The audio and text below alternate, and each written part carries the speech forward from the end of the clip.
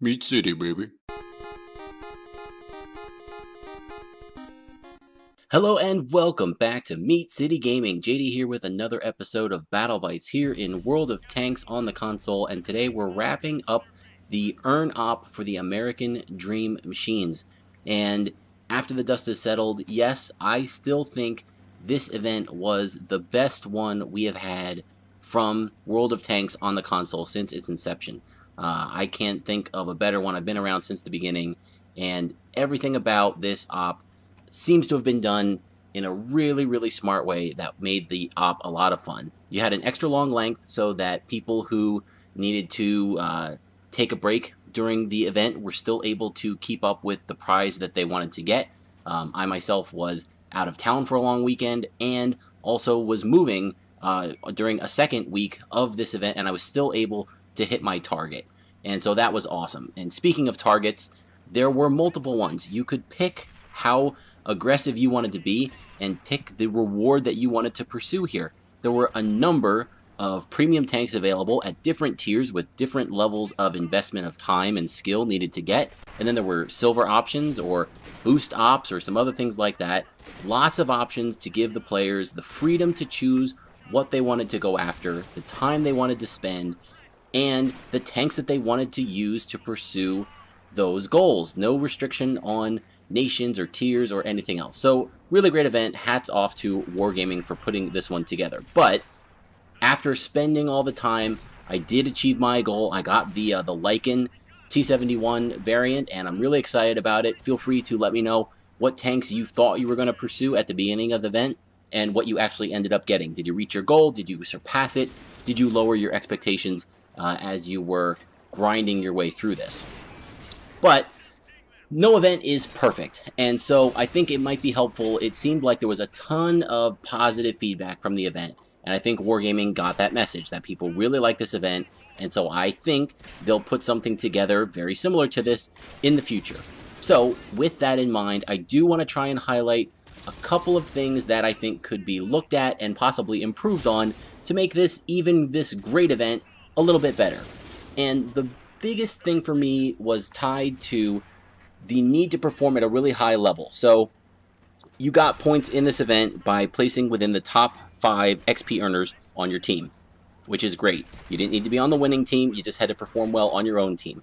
It was XP, not damage. Again, a good choice because you can play the way you want to play. You could be a scout, rack up assistance damage, and you're still earning that XP and doing what you want to do to help your team and also to get the personal points that you needed for the mission.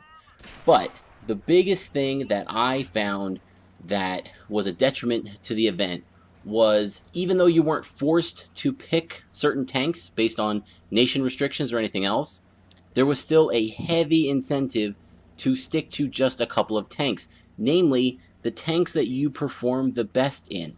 So yes, if you are one of the best players in the game, you're a Unicum, you could platoon up with your mates and roll out there with whatever you wanted to, and you were probably going to rack up enough points very quickly that it wasn't going to be a concern. But for the average player, there's probably a lot of tanks that you might be grinding, that's stock, that you just weren't going to put time into during this event. Maybe it's your heavy tanks that you really like to play, but they just, too often you would get matched up as bottom tier, and it's hard to perform really well in a heavy tank, or you went to the wrong flank, and so, you might have held down the flank by yourself, but you didn't really do a whole lot of damage or otherwise positive help for your team, so your XP values weren't good. For me, I was not forced, but I chose to play my Cromwell, which is pretty much an overpowered tank at tier 6. It's a mid-tier tank. I wasn't up at the high levels because the games take much longer up there. And it's a mobile tank that can do well if it's a route for my team, then I can clean up a lot of kills. If it's a route for the enemy team, I can find isolated tanks and take them on. I can break through and find the enemy artillery. And other than that, I really played a ton of my Locust, a tier 3 premium, and my Panzer B2 that I just bought recently, the tier 4 tank that can only see tier 4 battles.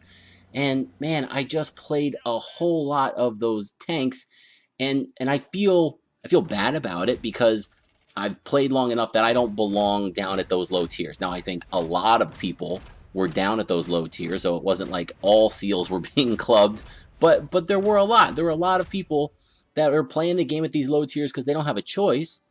And they're going to run into a player like me in a Panzer B2, which is a pretty powerful tank in the hands of a fairly experienced player. And that may not be a great experience for those players. So it wasn't a great experience for me either, because I felt like if I was playing my Tier 8 T28 prototype that was stock, well, I was just handicapping myself too much. So that tank didn't come out of the garage. Neither did any of the other tanks that I didn't feel really performed well in a lot of versatile situations. So I was stuck in just a couple of tanks for this really, really extended period of time. This event went on for a month, and I was probably negatively impacting the game for a lot of other newer players. So what's some ways that we can get around that, right? You need to incentivize players to use tanks, different tanks, right? Not just one single tank, and tanks at the higher tiers. And I think there's a couple of ways that this could be done. So bear in mind, players are going to do what gives them the most benefit. So, give players points for these operations, put up, the personal missions or an additional mission that you can choose to select and activate that will reward you with additional points. You could get one that says win 3 games in a tank tier 7 or higher, right? And that's worth 10 points. So then, all you had to do was play the tank or be on a winning team, something like that. But that put you in a higher tier level, so you would pick to play a tank that's higher tiered, so you're not just feeding off the guys at the bottom, and then you're also getting bonus points for the operation, so you're not hurting yourself. You can have one that says play a game in 10 different tanks, and that will reward you with 10 or 15 points. Then I would be incentivized to kind of work my way through, or play a tank in each tier from tier 3 to tier 10, and that earns you 20 points. So that's great. You have to spend a lot of time playing all those different tanks, but at the end of it, you get a nice reward, and that would kind of diversify the play pool for a lot of people here. Another thing you could do, the points are static based on what position you place on your team, right? A tier 3 game where you're number 1 on your team gives you 5 points. A tier 10 game where you're number 1 on your team gives you 5 points. The problem is the games, as I said earlier, take way longer at tier 10 than they do at tier 3. Tier 3 games are very fast. Tier 10 games can be very slow and methodical. So why would you choose to play a tier 10 game if you could play a tier 3? You could get 2, maybe 3 tier 3 games in by the time you got one really good tier 10 game in. So again, how about a bonus multiplier based on the level, based on the tier of the tank you're playing in? If you play in a tier 3 to 5 tank, then the points are 1, 3, 5.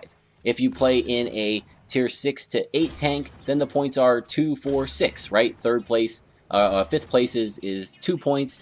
Then if you get 4th or 3rd, you get 4, and if you get 1st, you get 6, right? So there's a built-in bonus to play at that higher tier. And of course, if you play at tier 9, then you could get whatever, 3, 6, 9, or some other variation in terms of the points that are available.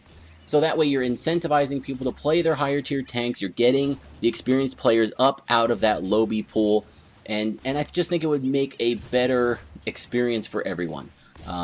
Players like me wouldn't feel like we're handicapping ourselves if we're getting out of the low tiers, if we're getting out of the quick battles. Players that are stuck at those low tiers are still going to earn the same amount of points. They're not maybe getting the bonus points for the high tiers, or they can try to. They would feel like, hey, all I have to do is play these higher tier tanks. I'm not under as much pressure to place first place. As long as I play the number of tanks in this higher tier, I'll get a nice little bonus point boost to my operation. So those are some of the ideas I've had. I would love to hear feedback on those, as well as other people's own ideas about what were some of the weaknesses of the event. I mean, maybe you hated it, and if you did, let me know and tell me why. I'd love to see that comment either on this video or in the thread on the forum or Reddit where you're watching this. Because I think Wargaming is looking for feedback on this event. They've got a lot of positive feedback. I'm betting they're going to be readying the next one, so let's give them some constructive feedback as well. If you hated this event, why did you hate it? If you thought there were some weaknesses other than the ones that I identified, I'd love to hear what you thought those were, and maybe some proposed solutions to the problem. Let's get a dialogue going, and let's make the next event even better than this one. But all that said, at the end of the day, this was a great event. I really enjoyed it. I definitely did need to take my little sabbatical after finishing the grind for the Locust, but I'm happy that I have it, and hopefully there'll be some content coming for that tank very soon. So hopefully you guys enjoyed this video. If you did, please feel free to like the video, and as always, you can subscribe to Meat City Gaming for your future content in World of Tanks console. Thank you for joining me, and I'll see you next time.